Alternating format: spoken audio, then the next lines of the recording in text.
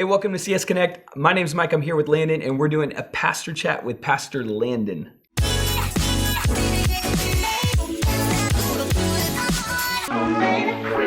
Hey, Landon. So we just wrapped up week 2 of our Summer in the Psalm series. Yes. There's a lot going on in our world right now. There is. And I think it's really important that we just start by saying, like, hey, we kind of rolled with a series. There's a lot of discussions we could be having. Would you just kind of like shed some light on what God's doing in your life right now? What are you reading? What are you studying? What's God speaking into your life about what's happening in our world? Yeah, I just am thinking a lot about taking on the posture of a listener as a Christian leader, as a white Christian. And I'm thinking about how social media makes people feel like they need to like immediately make statements constantly, and how sometimes the best posture is to just listen and scroll through and see what people are saying and feel what people are feeling. And the Bible says, weep with those who weep. And are you willing to do that? Are you willing to think about the way that other people feel, the way that racism has made other people feel that you have not felt? But are you willing to lean in and listen to the words they're saying and not immediately make it some political or ivory tower spiritual conversation, and just let people be people and listen to how they're hurting? That's good. I think it's part of the challenge too of like, there's like this weird moment in history where life is happening. Yeah. Life is going on. And yet we find ourselves constantly reading and learning and having to listen, getting the chance to learn something new. And so, I mean, even this weekend, as we rolled in and said, hey, what do we do this weekend? Right. Yeah.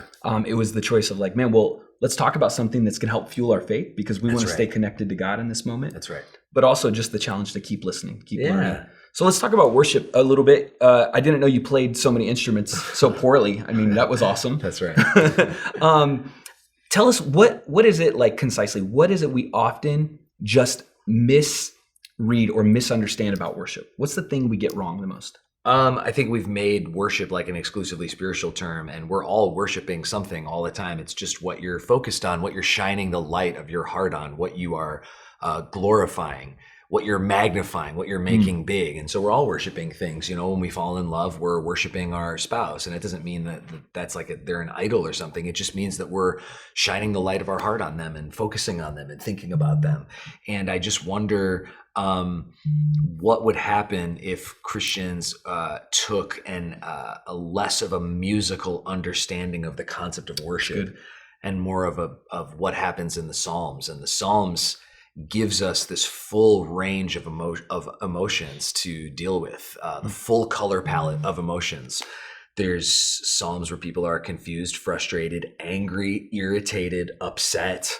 There's ones where it sounds like David hasn't had a lot of sleep because he's running from Saul. And I love that. And I love the thought that we can always worship no matter what state we are in, and that we can see that we already are worshiping and we can redirect our existing flow of worship to God. What does it look like for you in your personal life? Like we know there's like the idea of what we call corporate worship. We come to church and we gather together and we exalt the name of God. We talk about our faith and we sing songs about our faith.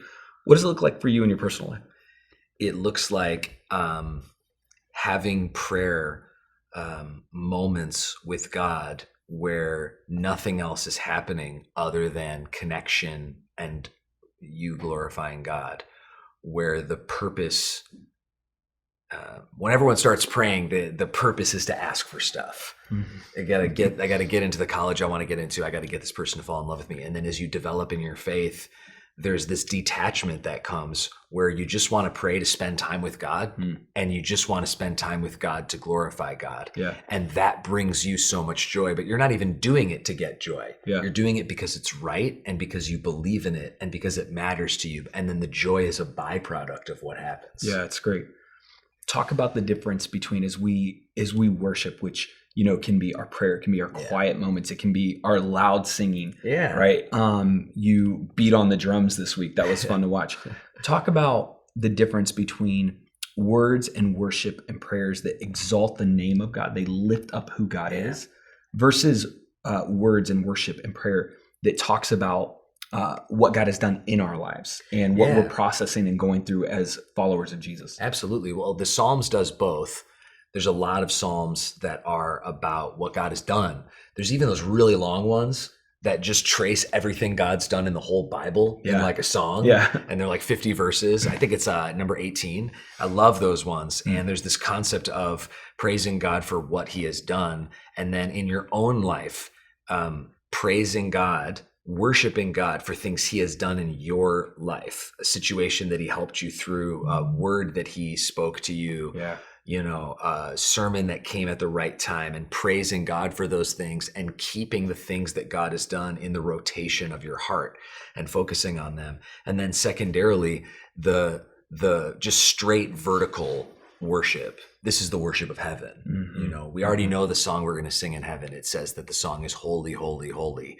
And it's this nothing about me, nothing about anything that's happening, just straight up praise to God. And that's also very exciting to me. And I think both have a great place, both in worship services and in private worship, and ultimately in heaven. Yeah, and I think most of us we get the come to church and worship thing. Yeah. I think it's taking that into a moment where it's just us and God talking, That's right. right? So encourage us to do that today. Encourage the watchers just to find time. You said focus, right? Yeah. Focus on God in that moment. Absolutely. I think, take a minute today and put on a worship song, start there. And then when the worship song's over, just continue to worship God and tell God things that you think and feel about his character and things that you've seen. And don't feel the pressure to just like load up all the best theological words that you know, but really see what's in your heart and what you're actually thankful for about God and about who God is, and say those things to God.